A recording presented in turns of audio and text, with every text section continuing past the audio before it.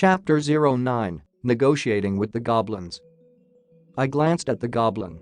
The goblins are, from what I can see, pretty desperate.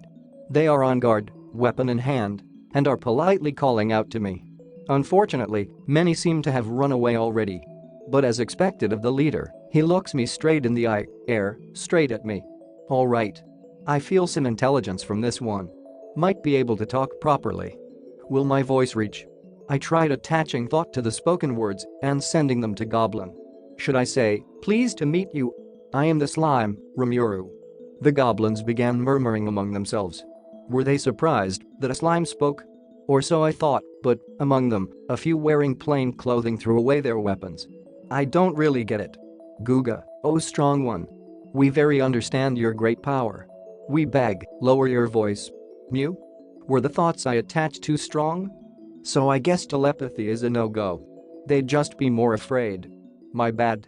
I still can't regulate it very well. I guess I'll apologize. We unworthy. No need apologize to us. Seems like my words are reaching them. This is some good practice. Oh, and by the way, I'm speaking Japanese, yet somehow, they are understanding. So, what do you need from me? I don't have any particular reason to be going this way either. Since they have politely asked questions, I guess I'll politely answer. And maybe it was too much, but to make sure they continued fearing me, I said that rather forcefully. So it like that. On this path, stand our village. We felt strong monster, so came as precaution. A strong monster's presence? One that I have not detected. Guga, Gugaga, you joke. Even clothed in that form, we will not be fooled.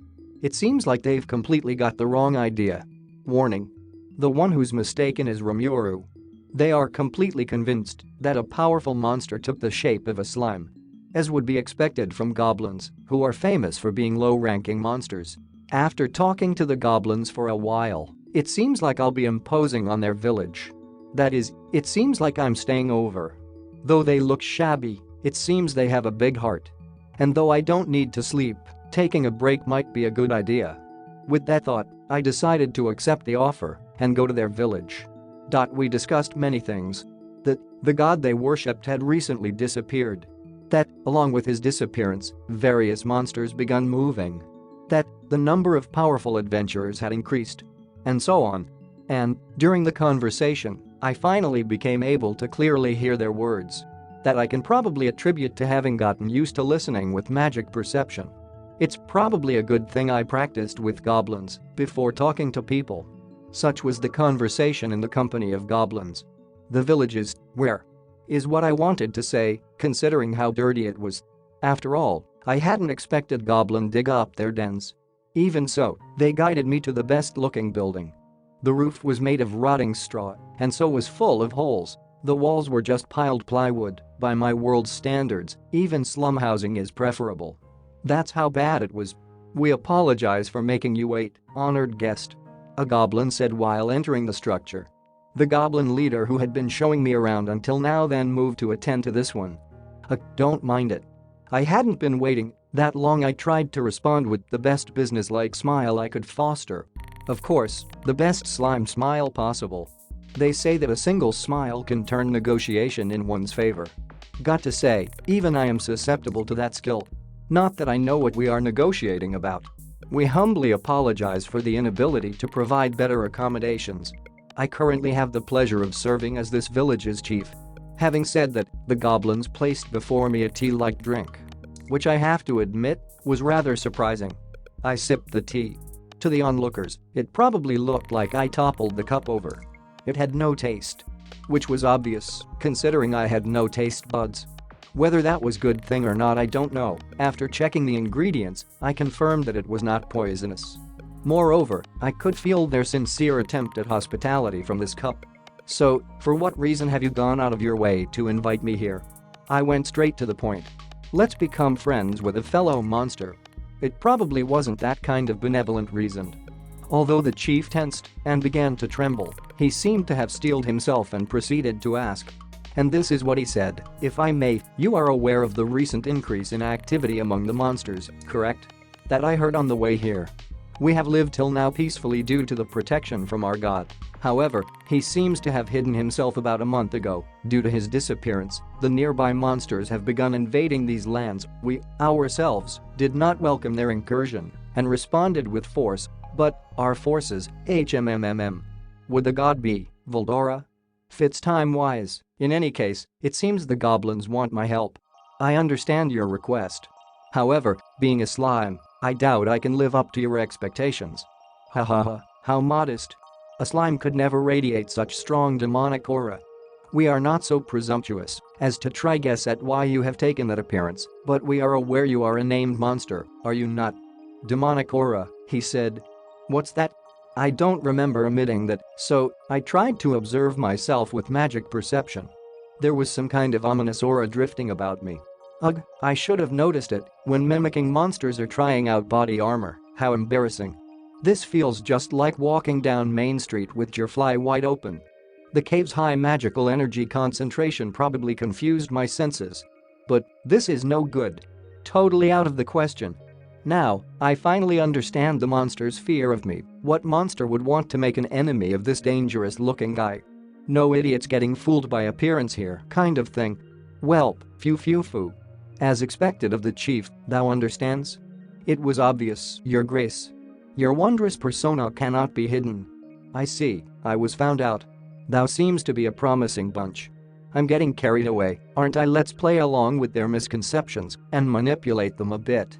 At the same time, let's try to erase that ominous aura, demonic aura. As if absorbing the aura, I tried to direct the outer magical energy inside. Ooh. You have been testing us. And let us thank you. There were many who feared your great aura. Looks like the aura successfully dissipated. From what I can see, I now look just like a normal slime. But had I been wandering around as a normal slime, I probably would have been annoyed with all the fights by now, so isn't this aura a good thing? It is so. Having beheld my aura, and yet spake before I, wonderfully done. TL note, spake is an archaic, traditional form of spoke. Just imagine Rimuru speaking like Voldora. What's wonderful about it? Am I looking for trouble? Well, I'll bear with it for now. Like an actor, eh? Your kindness is wasted on us. If you will, we shall not inquire regarding your true visage. Lest you anger, we wish for you to hearken to our request. Could we hope for such a favor? TL note, hearken is archaic for listen. Imagine the goblins being groveling level polite, well, probably. Don't avoid the subject. Let me hear it. While maintaining my haughty attitude, I pressed the chief for details. The story goes as thus. Coming from the eastern lands, new monsters threatened the balance of this region. Further, it seems that there are a few goblin villages around here. This village being but one of them, but they have had many battles with the newcomers and lost many good warriors. But the real problem was the named warrior. He served as the guardian of this village, and, when he was lost, the village found itself in a perilous situation. Other goblin communities have abandoned it. While the newcomers ravage that village, we'll come up with a plan. So the other villages thought. And no matter how much the goblin chief and leader begged them, they were coldly rebuked. Such is the bitter story the goblins conveyed. I see. How many live in this village? Among those, how many can fight? Yes, there are 100 denizens. If we include females, 60 are able to fight. Sounds rather unreliable. However, to even comprehend basic mathematics, the goblins are rather intelligent. HMPH. What about the opponent? How many and of what race? Yes. From the wolf species, the fang wolf family. At the moment, even 10 of us could hardly match one of them, and there are 100 of them. How? Who set this to game to impossible difficulty? I stared the chief in the eyes. No, he is not lying. His eyes are earnest. There are few dubious points, but I can probably believe his words for the most part. About those goblin warriors. They knew they couldn't win and still threw their lives away pointlessly? No, this intel is the product of the lives they gave away. His next words made me regret my question. Named Goblin was the chief's son and Goblin leader's older brother. Having heard the situation, I stopped to think.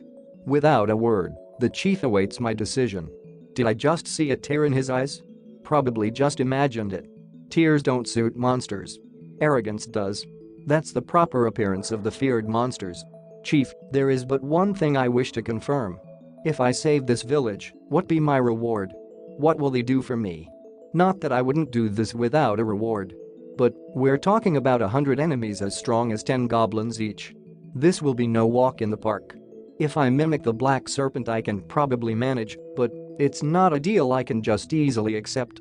We offer our loyalty. Please protect us. If you do, we shall forever serve you. Honestly, I can do without their loyalty. But, having endured 90 days of solitude, I truly enjoyed talking with the goblins. Had I been human, I might have been repulsed by their filthiness. But I am now a monster. I fear no disease. Moreover, the chief sighs. I'm their only hope, they say. Just like in the past world, I'm weak to dependent types. While grumbling to myself, listening to complaints from my Kahai, and fulfilling the requests of customers in Senpai, TL note, Kahai is a member of an organization who started there after the person in question, Senpai is person who was there before, very well. I shall accept that request. I accepted with an exaggerated bow. And so, I became the master of goblins and their guardian. Chapter 10, The Battle of the Goblin Village. The Fangwolf family. The rulers of the Eastern Plains.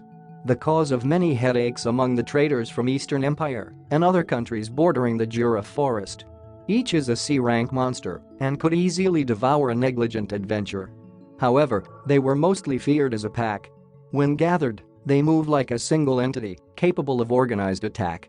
And, as a pack, they are often evaluated as a B rank. The Eastern Plains are located adjacent to Empire's wheat fields. As it is the Empire's primary food source, it boasts of impenetrable defense. Thus, although the Fangwolves are rather cunning and possess excellent abilities, breaking through the defense would be exceedingly difficult. Furthermore, even if they did break through, they would only earn the Empire's wrath and would probably be hunted into extinction. The pack leader understood that much. The many decades spent skirmishing with and learning from the ever-expanding Empire instilled that ominous premonition in them. As long as they preyed only upon small-time merchants, the Empire wouldn't get serious. However, if they even once decided to intrude upon the wheat fields, the Empire will bear its fangs. As a result, he had prevented many mishaps from beginning true incidents. Those were the thoughts that filled the pack leader's head. However, will this not stop his species' evolution? So his instincts screamed. Currently, the pack did not lack provision. If people were attacked and eaten, they were more of a snack. That's because humans aren't born with a lot of inherent magical energy. For the Fangwolves, a meal was nothing more than absorbing magical energy. Fight strong monsters or slaughter many humans and evolve into a calamity-class monster. But as things stand, neither method seemed very plausible. The Empire was simply far too strong. However, should they simply continue attacking merchants, their goal will be but a dream within a dream. But they have heard of a paradise for powerful monsters of forest set on blessed lands far in the south. However, to reach those lands, they'd have to traverse the Jura forest. The inhabitants of which aren't anything special. The many times they hunted those of them that ventured into the plains prove this point. In that case, why have they not invaded the forest yet? Storm Dragon Voldora, the existence of that dragon is the reason. Even while he was sealed away, the ominous energy he emitted was enough to frighten them into submission. They were convinced that the forest's inhabitants received Voldora's protection. And that is why they can live inside that fiendish aura. Had they believed otherwise, they would surely go mad. Until now, they lived with these shameful thoughts and held back their urge to invade, yes. Until now. The pack leader looks into the forest with his blood-red, sharp eyes. That despised, evil dragon's presence had vanished. Now, they could freely ravage through the forest and become its supreme rulers. Oh, the very thought whet his appetite. And so, he howled the order to advance. Having become the guardian, I contemplated the next step. Personally, even with that title, I think their treatment of me is too grandiose. In any case, I gathered and studied the goblins' fighters. They are practically falling apart. Doesn't seem like I can depend on them during combat. Also, the remaining goblins, kids and elderly, came to observe our preparation.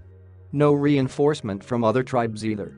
As things stand, it's a small miracle that the chief hasn't lost his mind yet. Because even if they run away, they'd just die from hunger or thirst, and the goblins whom I gathered are staring me as if at a deity. What a heavy burden I took up. Feels especially so since I just wanted to lead a carefree life away from responsibility. Do you all understand the situation? Not the kind of atmosphere to make a joke, and I don't have any good words of encouragement, so I went straight to the point. Yes. This shall become the fight to decide whether we live or die. We have already said our prayers. The goblin leader was the first to reply. The rest nodded in approval. And while there are some with trembling knees, that's only to be expected. Heart might be willing, but the flesh is weak, something like that. Don't get so worked up, relax. Even those eager may face defeat. Just focus on doing your best. Tried saying something cool. I, at least, felt better, so maybe it'll have some effect. In any case, should we begin? Failure will most likely result in the goblin's certain demise. But still, I chose to be going my way about this. TL note, reference to a 1944 film, Ahead, with Arrogance. That's my choice. Alright. Put your spirit into it. That is the first order I gave them. And from then on, many more orders will follow. Those words announced that the moment has come. And the sun had set. The Fangwolves pack leader awoke. That night was a full moon. The perfect witness to their battle. He slowly awoke his flesh and gazed over his dominion. The pack, seeing their leader like that, bated their breath. How tensely they await. So thought the leader. Tonight, they will crush that goblin village and so take the first step into the Jura forest. Afterwards, hunt the nearby monsters as to prove themselves as the forest's rulers. And someday soon, continue southward in search of greater power. We have the power to accomplish this, they thought. Our claws rip through the flesh of any beast, and our fangs pierce any armor. The pack leader howled. The time to trample their foes had come. However, there was one thing that bothered him. A few days ago, a brother he had sent on reconnaissance had brought back bewildering information. A small monster releasing monstrous energy. That monster's demonic aura far surpassed that of the leader. There could be no such thing. So concluded the leader. He had not perceived such a threat, and all the monsters he met were weak. There had been nothing to call resistance as of yet. Only that one time, 10 or so goblins had murdered a few of their brethren, but never again. Chances are, the scout was far too excited to see rationally. Thinking that the boss only looked ahead. And in front of him lay the village. It was just where the scouts reported. Using the wounded goblin, they had marked this village. So now, they can hardly offer proper resistance. The leader was a cunning wolf. He wouldn't let his guard down. However, the village was not as expected. As if it belonged to humans, it was fenced. They had dismantled every house and erected a wall. And, in the middle of the entrance ahead, stood a single slime. How ingenious. So laughed the leader. They left an opening to defend against our numbers, were his thoughts. After all, they were slow-witted, trash of a monster. That wall will quickly topple before our claw and fang. We shall show them our might. With these thoughts, he ordered the attack. And as 10 fangwolves assaulted the walls. They truly were a single being. That was their true worth, their unity in combat. Movement made possible through telepathic communication. A form of communication many times faster than words. The first attack should have destroyed the walls. Surely, the leader imagined, the goblins will soon realize the futility of their plan and panic. Instead, it was the leader who let out a voice of surprise. The attack squad was repelled. And there was something rolling on the ground while splashing blood among them too. What had happened? Without a hint of panic, he sought answers. The slime had not moved. Did he do something? And then, the closest of his subordinates, it's the one from that day. The one that possessed an aura stronger than our lord. So he reported. How foolish. He thought while looking at the slime. They would sometimes be born in the plains. You'd exaggerate if you called them monsters, a pitiful existence. To be surpassed myself in demonic aura, impossible. But then, Alriite. Stop right there. If you withdraw now, I will not pursue. Depart at once. Is what the slime declared. The Fangwolves' leader was a crafty and cunning monster. Having lived many years and experienced many things, he'd never neglect making a plan. He was cool-headed and possessed courage tested through many battles. His many experiences and the information he collected all rejected the presence of a being stronger than him among the goblins. But the leader had, at that one moment, made a fatal mistake. And that mistake has decided their fate. Uru.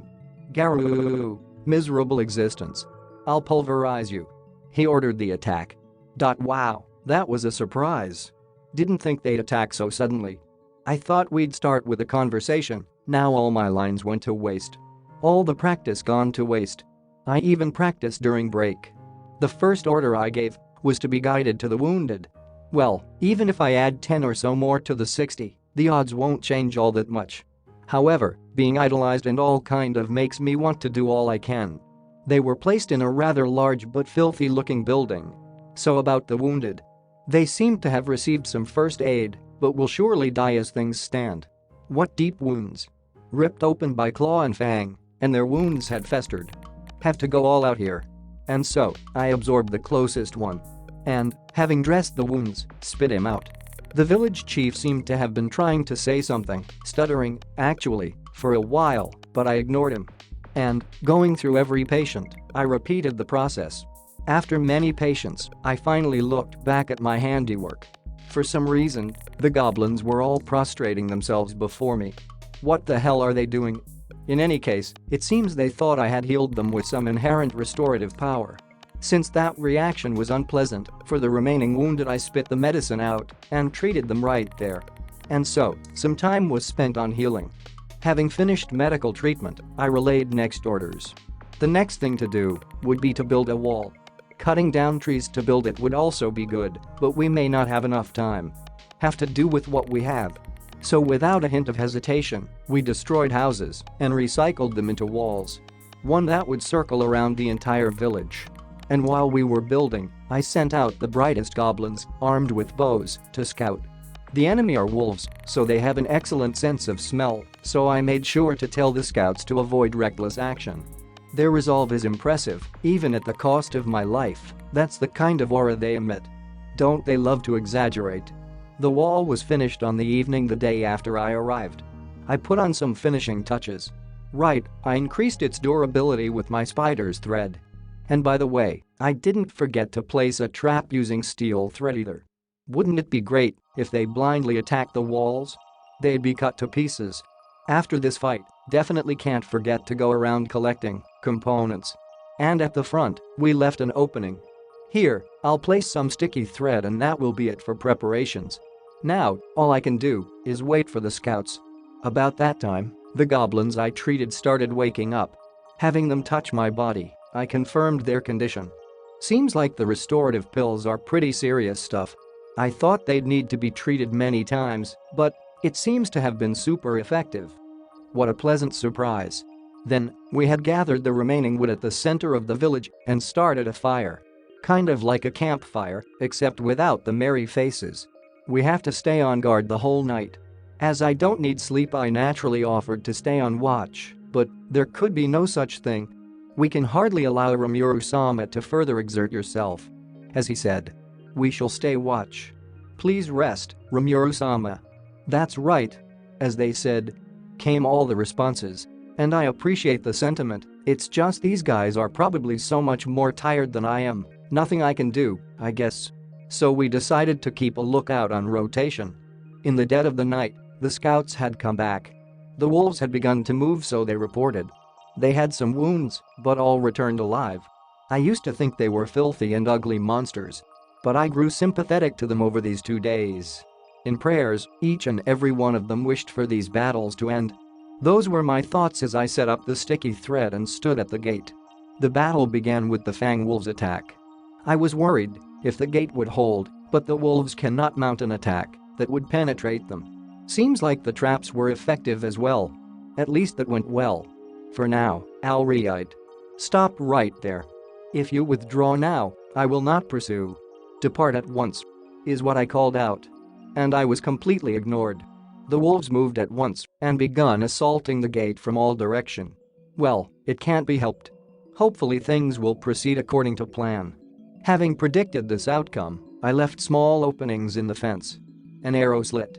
Even the clumsy goblins are capable of shooting through that hole. Many wolves were hit by arrows and fell whimpering. There were also wolves that tried to dig through those openings, but, Zasu, every time, they'd be hit from both sides by stone axes and perish. Though the goblins hadn't even practiced for 2 hours, they were desperate. Desperate to understand my directions and put them to use. And the result is the current situation. Without a question, the Fang Wolves are strong. As single beast, they are capable of taking on many goblins at once. As a pack, they might be truly formidable. But that's the key. Just hit them a few times, one at a time. Divide and conquer. In short, brains will always triumph over brawn. The strongest animals in the world are those blessed with supreme intelligence humans. How unlucky. While thinking these things, I felt the cold stare of the pack leader. He's but an animal and thinks he can defeat me. How conceited. The pack leader was bewildered by this sudden turn of events. His subordinates are beginning to panic. This could be bad. Fang Wolves are as strong as they are united. Leader's distrust of his subordinates has always led to a single, devastating result. He had understood that much. And so, this was where he had committed the gravest mistake. He was angry that the wall wouldn't come down, but he was also afraid that his comrades' anger was directed at him. The leader needs to show his power, or he's the strongest one in the pack. He should be able to do this himself. They may think. And at that moment, it was settled. No one took their eyes off the leader's movement. However, to the goblins, it appeared as if he had disappeared.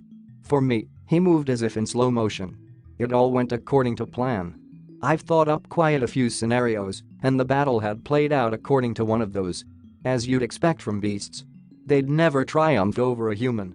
The leader was caught in the sticky thread I lay at the entrance. With his strength, perhaps he could cut through it. I don't have a way to verify that point, not that it even matters. The goal of the sticky thread was to hold the leader down, if for but a moment. Without a pause in movement, the water blade may miss, and it'd look uncool. To say nothing of the worst-case scenario, hitting a friendly during combat. Well, those kinds of accidents do happen on the battlefield. I did have a trap prepared to avoid that, but seems like setting it up was a waste of effort. This guy never came up with a better plan than destroying the walls. I did consider laying some steel thread traps at the entrance as well, but considering all the situations where they'd avoid them, I decided against it. Right now, I have to play the part of an overwhelmingly powerful monster. It's for that reason that I set the traps. And without any hesitation, I decapitated the leader wolf. That's how easily he died. Hear me, Fang Wolves. Your leader has been felled by me.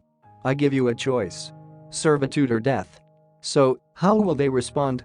Having just arranged the leader's funeral, I'd rather not extend that list to a bunch of mad wolves looking for a place to die. Status name: Rimuru Tempest Species, Slime Divine Protection, the Storm Crest titles: None Magic, None Skills, Unique Skill Great Sage, Unique Skill Predator, Slime Specific Skills Dissolve, Absorb, Regenerate, Extra Skill Water Manipulation, Extra Skill Magic Perception, Acquired Skills, Black Serpent Heat Detection, Noxious Breath, Centipede Paralysis Breath, Spider Sticky Thread, Steel Threat, Bat Ultrasound Waves, Lizard Body Armor Resistances, Thermal Fluctuation Resistance X, Physical Attack Resistance, Pain Resistance, Electricity Resistance, Paralysis Resistance.